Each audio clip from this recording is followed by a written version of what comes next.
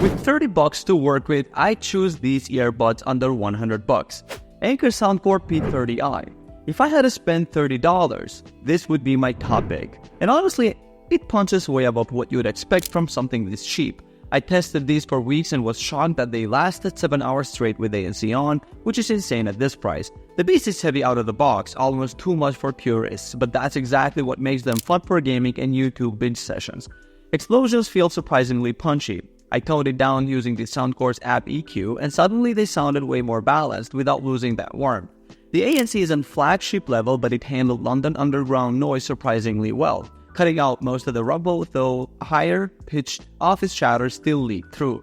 The case has this weird but genius flip-out stand that props up your phone, which I didn't think I'd use but ended up loving when watching stuff on flights. If it took some tweaking, you have to twist them improperly or they feel awkward. And they don't scream premium when you hold them. But for someone who wants long battery, solid noise cancelling, and customizable sound without breaking the bank, these are unbeatable. JBL Vibe Beam. These surprised me with how balanced they sound right out of the case. JBL's tuning here is spot on if you don't want overpowering bass. The 8mm drivers delivers punchy lows without muddying the mids, and vocals came through clean and textured, which I didn't expect at 30 bucks. I love the ambient aware and talk-through modes. Being able to hear my surroundings or have a quick conversation without yanking the buds out became second nature.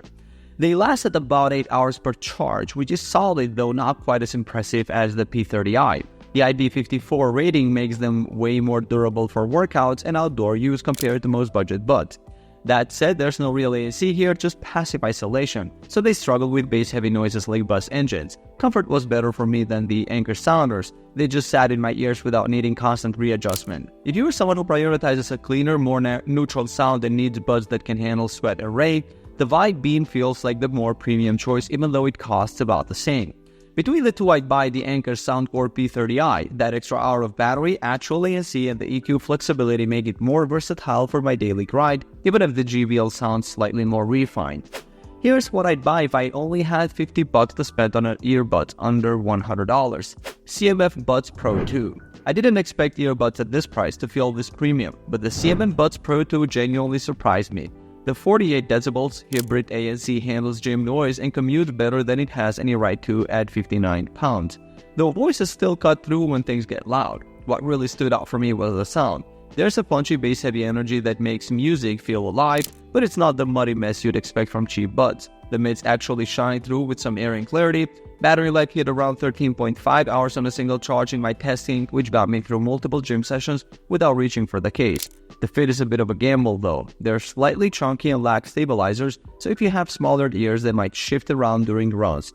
I also noticed some white noise in ANC mode that's more pronounced than I'd like. For anyone who wants genuinely entertaining sound, solid noise cancelling and doesn't mind a bass-forward signature, these punch way above their weight. Perfect for students or gym goers who refuse to compromise on audio quality just because they're on a budget.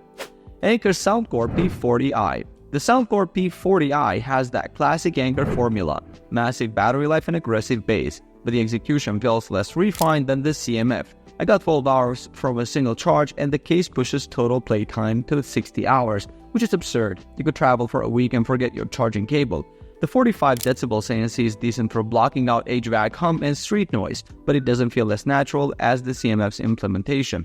Where these fall short for me is the sound. It is heavily bass boosted to the point where everything else feels set back as subdued, like you're listening through a layer of fog. The fit is also looser, especially if you have larger ear canals. I found myself readjusting them constantly during workouts, which got annoying fast. Call quality suffers too. There's noticeable digitization in voices, likely from the AI trying hard to kill background noise.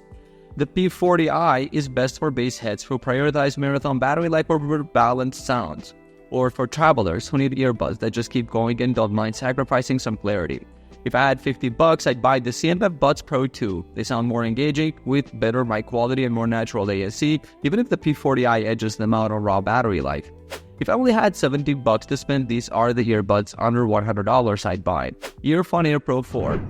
This one completely redefines what I thought 70 bucks could buy in the wireless earbud space. I've been running these for weeks now, and honestly the sound quality punches way above the price. The harmony-inspired tuning gives you that proper sub-bass rumble without drowning out the mids, and vocals sit forward in a way that actually surprised me compared to other budget options I've tested. The ANC here is legitimately strong. I use them on a noisy commute and they handle low frequency hum better than buds I've tried at twice the price. Battery life is exceptional too. I'm getting close to the advertised 8.5 hours with ANC off, which means I can go days without charging. Call quality in wind is clearer than the Galaxy Buds FE, and the multi-point connection actually works with any device, not just Samsung's ecosystem. The only real annoyances are the touch-sensitive volume controls that I kept accidentally triggering, and the case is bulkier than I'd like for pockets. If you want the best overall package at this price, sound, ANC, battery, and features that don't lock you into one brand, this is it. Samsung Galaxy Buds FE. These are the earbuds I recommend when someone's already deep in the Samsung ecosystem. But honestly, they feel like a compromise now. I did appreciate the compact case. It's one of the smallest I've tested and easily disappears in a pocket. And the warm bass heavy sound signature works beautifully for electronic and beat-driven tracks. The sub-bass and energy on something like dance music genuinely felt uplifting, and if you pair them with the Samsung phone using their SSC codec, you'll get noticeably cleaner output. But in my experience, the ANC just isn't as effective as the earphones. It does the job for casual use but doesn't block low frequencies nearly as well. The sound also feels less detailed and more smoothed over compared to the AirPro 4. Vocals don't pop as much at the soundstage, while decent lags the expensiveness I got from the earphone. Battery life is solid at 6 hours with ANC on, but that's noticeably less than the competition. They're great if you want seamless Samsung integration and prefer the warmer, bassier signature, but they're not the all-rounder the AirPro 4 is. Between the two, I'd buy the Earphone AirPro 4. It simply outperforms the Galaxy Buds FE in sound detail, ANC strength, battery life, and works flawlessly across any device ecosystem. Here's what I'd buy if I only had $80 to spend on an earbuds under $100. Nothing Ear A.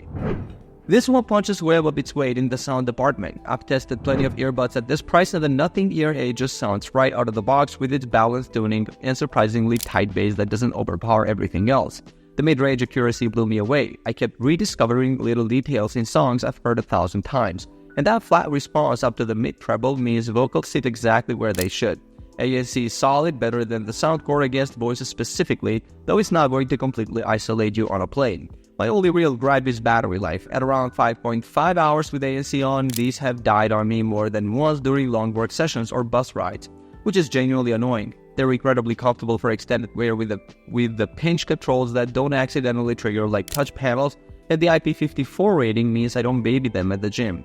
Perfect for anyone who prioritizes sound quality and wants something that won't look like every other earbud out there. Just keep a charger handy. Anker Soundcore Liberty 4NC. The Liberty 4NC is the battery champion here. I've pushed these past 10 hours with ANC on and they just keep going. Plus the quick charging has saved me multiple times when I forgot to charge overnight. Sound-wise, they're punchier and more energetic than the Nothing, with lifted upper mids that make everything feel livelier, though I found them a bit metallic and cramped compared to the smoother Nothing tuning. The ANC surprised me. It's genuinely the best I've tested under $100, crushing ambient noise better than earbuds twice the price, though it still lets wind through. Call quality is decent indoors, but falls apart with any wind or background noise, which is frustrating. The app is loaded with features including LDAC support and tons of EQ presets. And the Hear ID personalization actually makes a noticeable difference. The case is chunky, but that's where all the battery life comes from, and the touch controls are responsive once you get used to them. This is your pick if you need earbuds that last all day, want the strongest ANC under $100, and prefer a more energetic sound signature. Between the two, I'd buy the Nothing Ear A. The superior sound quality and more comfortable tuning matter more to me than battery life, and that clean aesthetic is just a bonus. With just $100 to spend, here's what earbuds under $100 I'd pick. OnePlus Buds 4. These completely surprised me. I genuinely didn't expect this level of ANC at this price point. In my testing, they blocked nearly 40 decibels across low, mid, and high frequencies, which put them on par with earbuds costing twice as much. The sound signature impressed me right out of the box, scoring 4.8 out of 5 in objective testing, with only a slight sub-bass bump that I actually enjoyed on tracks with deep bass. After using them for commutes, I noticed the transparency mode worked flawlessly for quick conversations without pulling them out. And the microphones handled wind noise better than anything else I've tested in this range. The golden sound personalization feature scanned my ears and ran a 3-minute listening test to build the custom EQ sounds gimmicky. but it actually made a noticeable difference. Battery lasted around 5.5 hours with ANC on, which got me through most workdays without needing the case. The only downside, they use LHDC codec for high-res audio, so unless you're on a OnePlus or Xiaomi phone, you're stuck with AAC. That said, even on AAC, this sounded cleaner and tighter than most competitors, with less boominess and shouty vocals. Perfect for anyone who wants flagship-level ANC and balanced sound without paying flagship prices. The OnePlus users will get the most out of them. Soundpeats Air 5 Pro. I'll be honest, these took some work to dial in properly. Out of the box, they had an aggressive V-shaped signature, massive sub-bass and sparkly treble with recessed mids. The default tuning scored only 3.5 out of 5 in sound quality testing, which is on the lower end for wireless earbuds. But here's the thing, once I spent time with the 10-band EQ and tried the hi-fi preset, they jumped to 3.9 and actually sounded pretty enjoyable for casual listening. The bass hits deep and punchy, perfect for tracks with lots of sub-bass weight, though it can feel overbearing on already bassy songs.